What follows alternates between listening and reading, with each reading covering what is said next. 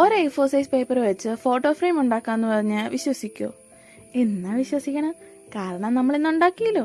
വെറുതെ പറയുന്നതല്ല, ശരിക്കും ഒരു A4 സൈസ് പേപ്പർ മതി ഇതുണ്ടാക്കാൻ. അടിക്കാതെ ഫോട്ടോ ഫ്രെയിം ചെയ്യാൻ പറ്റിയ ഏറ്റവും ബെസ്റ്റ് ഓപ്ഷൻ ആയിരിക്കും ഇത്.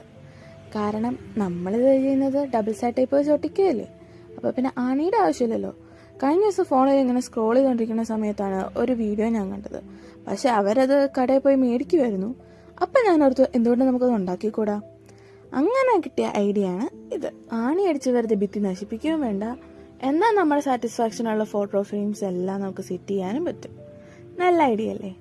ഇതിൻ്റെ അകത്ത് ഈ ട്രാൻസ്പെറൻറ്റ് ഷീറ്റ് വെക്കുന്നത് കംപ്ലീറ്റ്ലി ഓപ്ഷണൽ ആട്ടോ. ഉണ്ടെങ്കിൽ മാത്രം വെച്ചാൽ മതി. എൻ്റെ കയ്യിൽ ഇപ്പം ഇരിപ്പുണ്ടായിരുന്നു, അതുകൊണ്ട് ഞാൻ ഒട്ടിച്ചെന്നേ ഉള്ളൂ. അല്ലെങ്കിൽ അതില്ലാതെ നമുക്കിതുണ്ടാക്കാം.